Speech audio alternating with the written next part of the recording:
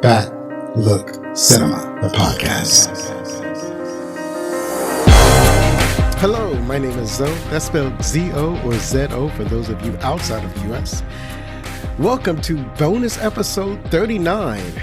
Once again, a bonus episode instead of a regular episode, which I thought that I was going to put out this week or this Monday, but it's not happening. It's just too much going on. There's the holidays. I have to do extra work. It's a whole bunch of, it's a whole thing. And so instead, I'm going to do this bonus episode where instead of looking at a movie of yesteryear, as is the usual, I'm going to go ahead and talk about a movie that just came out. This movie actually came out last week, and I'm just now giving you my impressions on it. Now, what's interesting is that right now there's a lot of, how shall I say this? There are a lot of choices in the theater, and a lot of good choices. There's some good choices coming down the pipeline leading up to Christmas, and I had a choice of seeing Gladiator 2 or Wicked last weekend. And ultimately, I chose to see Gladiator 2 because this past weekend, I got the opportunity to take the whole family to see the movie that we're about to talk about. Because Gladiator 2, not necessarily a family film. And I did want to see that primarily because of Denzel Washington and Pedro Pascal. And I wanted to see how that story was going to come together. And Wicked is more of a family movie. That is correct. We went out to see Wicked. And I want to give you my impressions of this movie. Now, I want to preface this by saying that when I went there, I wasn't necessarily feeling well.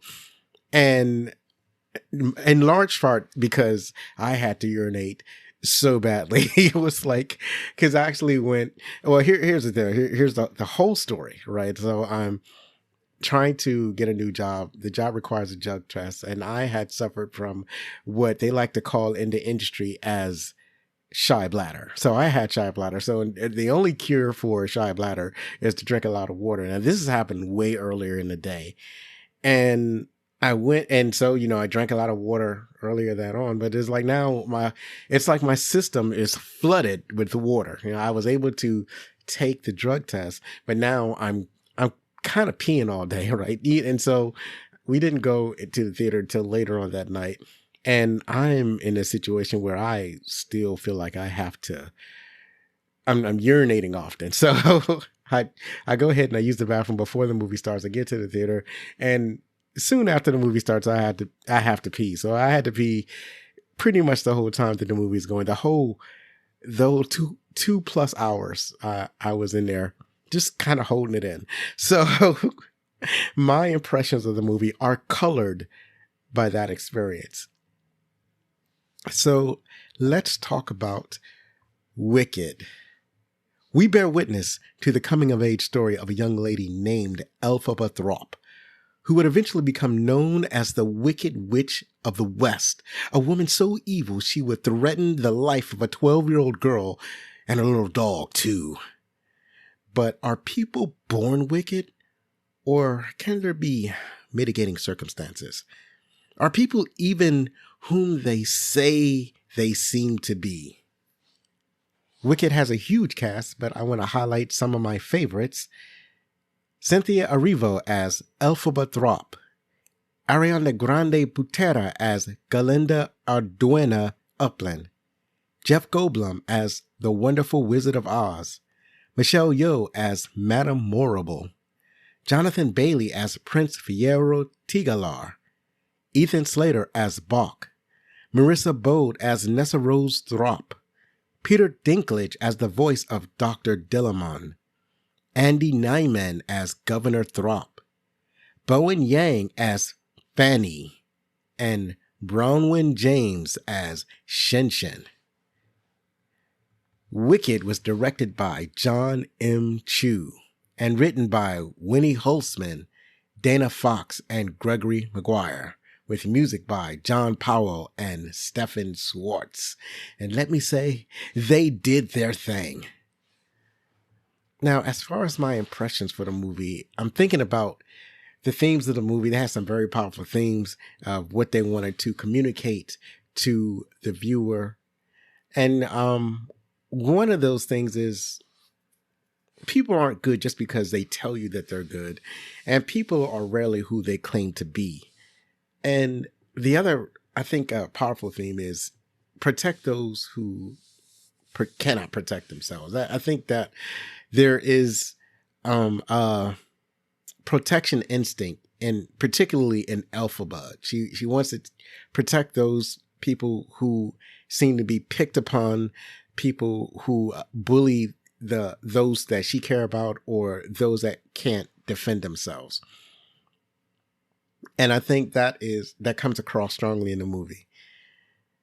And I can't really nail down any of the other themes that, there's a bunch of intrigue and, some backstabbing.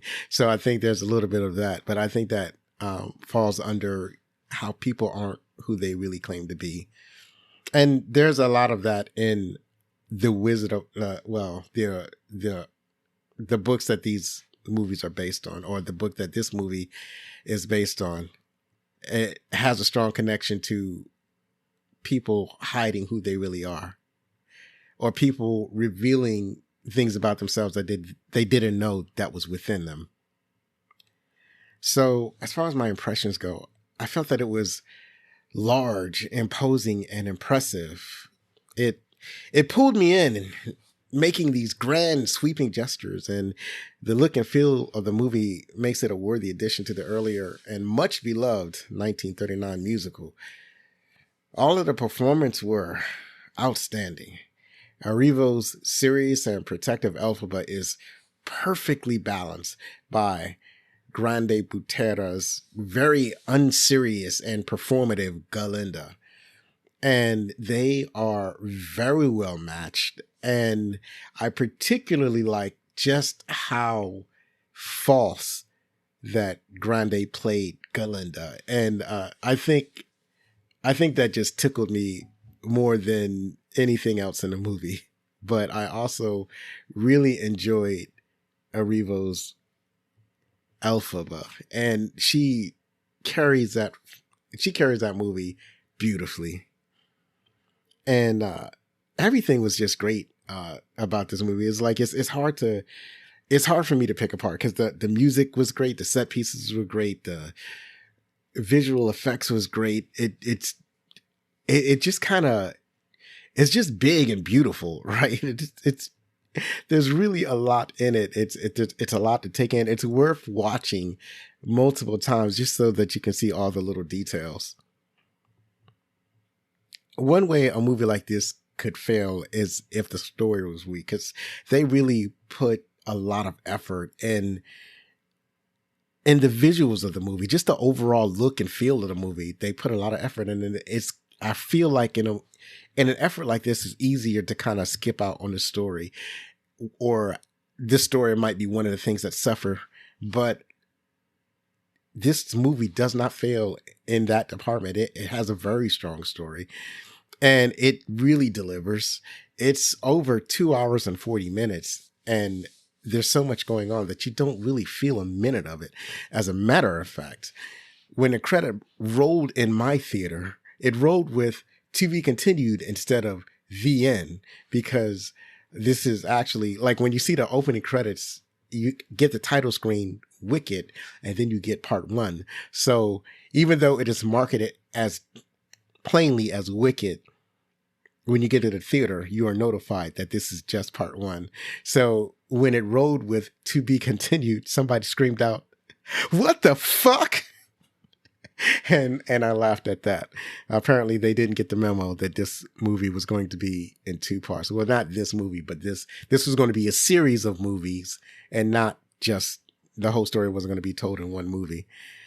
And if I had any serious complaints, it will only be that the music wasn't really sticky, and that's sometimes going to happen. It has more of a musical feel to it than some of my own music, some of the musicals that I like. So the musicals that I like, their music tends to be themed in genres that I'm familiar with.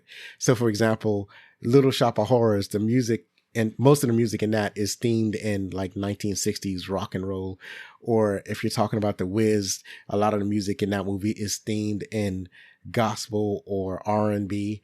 Or my favorite musical is Hamilton, and the music in that is themed a lot in hip hop and R&B, and it has like musical type songs, but there's a lot of rap infused in that musical.